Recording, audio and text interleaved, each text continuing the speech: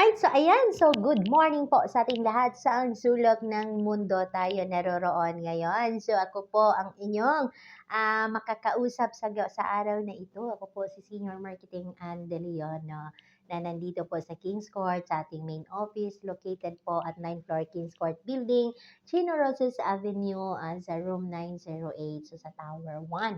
So, mayroon akong isi-share sa inyo. Ayan. So, ang company po natin, IMG, International Marketing Group. At ano ba yan si IMG na yan?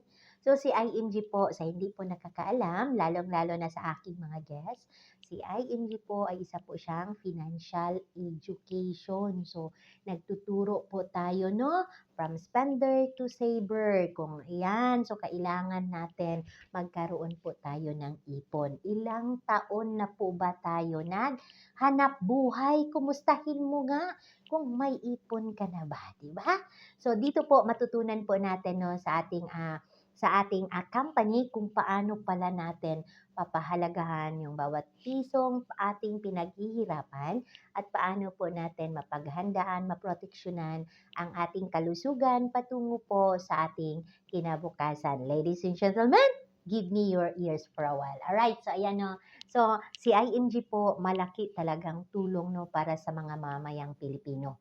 So, may goal po kami, may target po kami, kaya nagka-campaign kami, no, sa aming Global Campaign for Financial Literacy Campaign. Nagka-campaign kami na sa 2030, makapag-educate, makatulong ng mga mamamayang Pilipino na 30 milyong mamamayan na aming matutulungan. And thanks God, dahil ngayon po, no, simula ngayon, nasa 18 million, 18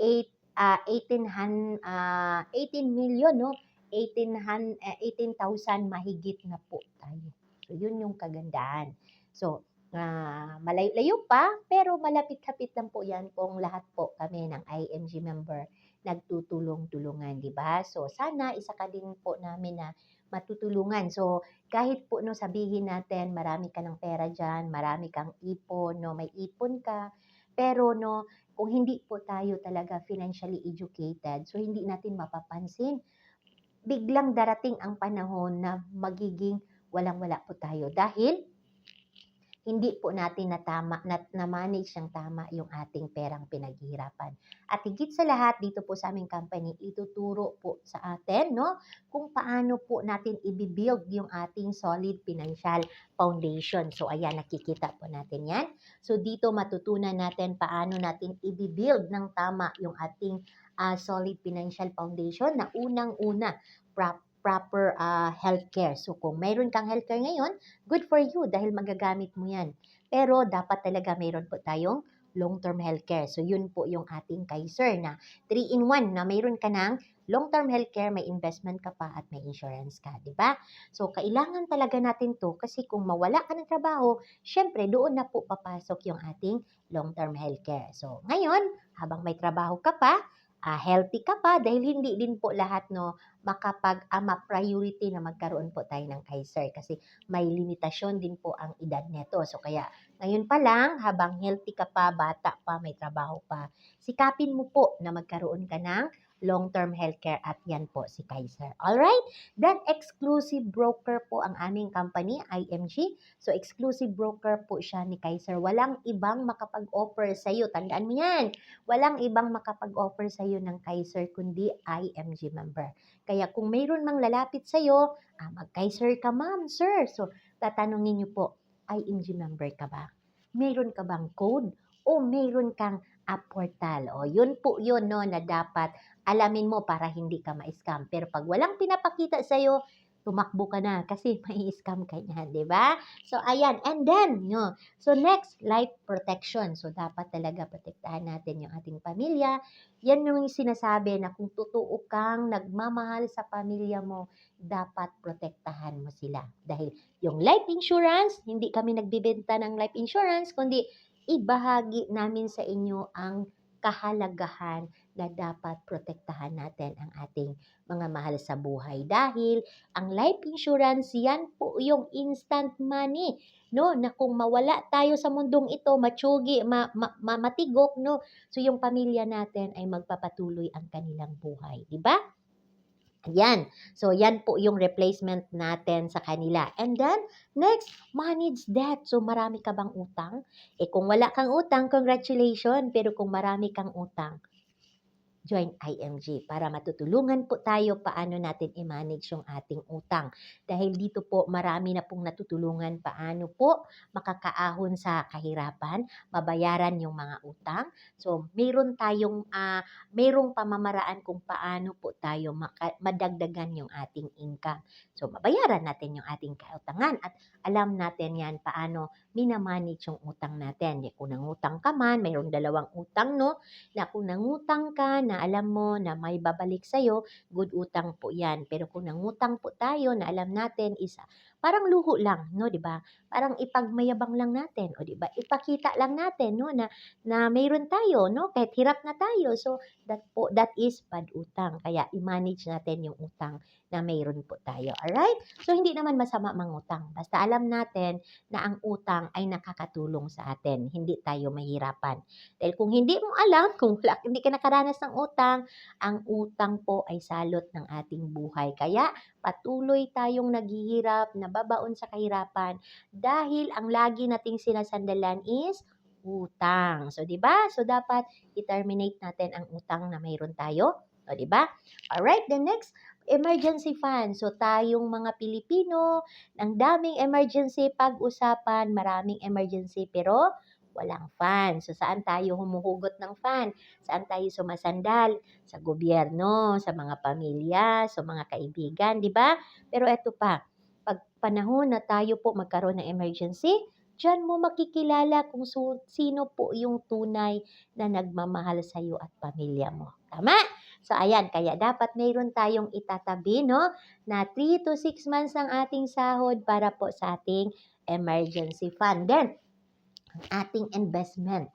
Bakit nasa itaas po siya? Pareho siya ng parehang, yung bang parang bahay ba, di ba? So, yung ating solid financial foundation, like a building a house, nagbi-build ka ng bahay.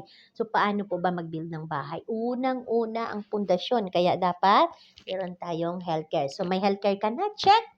Life protection sa pamilya mo? Check! Manage that? Check! Na-manage mo na yung mga kautangan mo? And of course, emergency fund, check. And ngayon po, ang ating investment na nasa itaas na yun po yung magbibigay sa iyo na para sa iyong magandang kinabukasan. Yan po yung magbibigay sa iyo ng magandang buhay, yung investment natin na magiging passive income. So, kaya dapat i-build muna natin itong nasa ibaba bago po tayo mag-investment. Kasi kung uunahin natin yung investment, take note, mga OFW, ang yabang-yabang. Sige lang, di ko kailangan yan kasi meron akong investment. Kahit hindi ka OFW, pag may pera ka, yun po yung pinagsasabi natin. Ay, may investment naman ako. Pero hindi natin alam. Sa isang idlap lang, sa isang click lang, magkasakit ikaw o pamilya mo ng mayamanis na sakit, lahat ng investment mo bagsak, di ba? So, kaya maraming mga mayayaman pumasok sa hospital, pag-uwi, luhaan naging pulubi kasi nga lahat ng investment na ibinta na isanla na bargain pa dahil nagkasakit isa sa pamilya, di ba? So kaya dapat i-build natin muna ito bago tayo mag-investment. At yung investment natin, kaya na siya sa itaas para hindi siya maapektuhan. Yun po yung magbibigay sa atin ng ating magandang kinabukasan. Yung investment po natin na magkaroon po tayo ng money working for us. Alright? Then, ayan, so paano ba natin i-build ang lahat ng yan? Na nagtitiis man tayo sa maliit na sahod, di ba? Hindi kaya kung isipin mo pa, hindi kaya ko yan, Ma'am Ann, kasi nga, kunti lang yung sahod ko, marami pa akong obligasyon. Kaya nga, sinishare ko sa iyo, ito na yung pagkakataon. Join IMG dahil dito po, pwede tayong matulungan, madagdagan yung ating income. Anong gagawin?